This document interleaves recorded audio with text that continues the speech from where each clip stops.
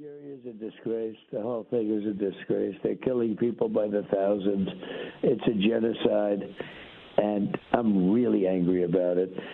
And we pay, we give a lot of subsidy to Nigeria. We're going to end up stopping. The government's done nothing. They're very ineffective. They're killing Christians at will. And, until I got involved in it 2 weeks ago, nobody even talked about it. Well, President Trump is reacting today to what we've been covering for a couple of weeks now, but really leaned in with my panel that I hosted at the UN at the request of Ambassador Michael Waltz. And he also invited superstar rapper Nicki Minaj, because she has a pastor who's Nigerian and has jumped into this as an advocate for those under attack.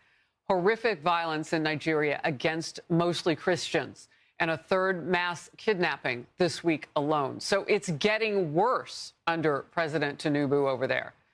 In this attack, gunmen targeted a Catholic school just days after that attack on a Christian church. Islamic terrorists in Nigeria. There are now 22 of those groups, including Boko Haram, and some of them are aligned with ISIS. They are targeting Christians and have been for years. Some experts, as well as the president, are saying that the mass slaughter needs to be contained. And you heard him here. The government now over there has to do something about this. I joined U.S. Ambassador Waltz for an event on the crisis earlier this week. I served in Nigeria helping train their Navy SEALs for hostage rescues and to go find these girls. And Harris, it is horrific what is happening to them right now. We were able to get many of them back, but not all of them. And as a father of a daughter, it's just horrific to think little girls, 8, 9 years old, being kidnapped out of their schools and sold into Islamic sex slavery. Senior Foreign Affairs correspondent Greg Palcott has the latest. Greg. Hi, Harris. That's right. More violence in Nigeria. Christians again under fire. A Catholic secondary school in the town of Gwara in northwestern Nigeria attacked by gunmen. Local media says as many as 52 kids were kidnapped. A desperate search involving military and police is on right now. And yes, earlier this week, a Catholic church nearby was attacked. 2 people were killed and 38 worshipers abducted. The ransom per person, $69,000. Thousands of Christians have been killed in recent years there, leading some, yes, to speak of a Christian genocide.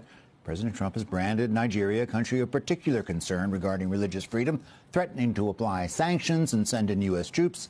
Here's how a State Department official put it at a congressional briefing yesterday.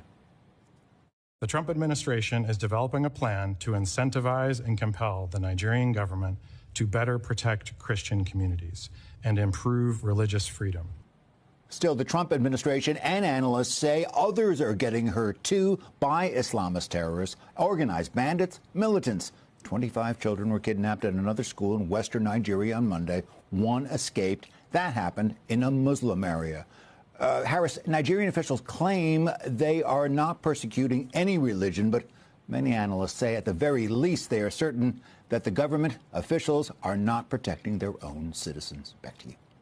Yeah, and as we've been pointing out, it's mostly young girls and women, and that's what we saw in that church. And those new numbers are just heartbreaking, how many more people were kidnapped and killed in that church attack that we showed this week. Greg, thank you very much for the update.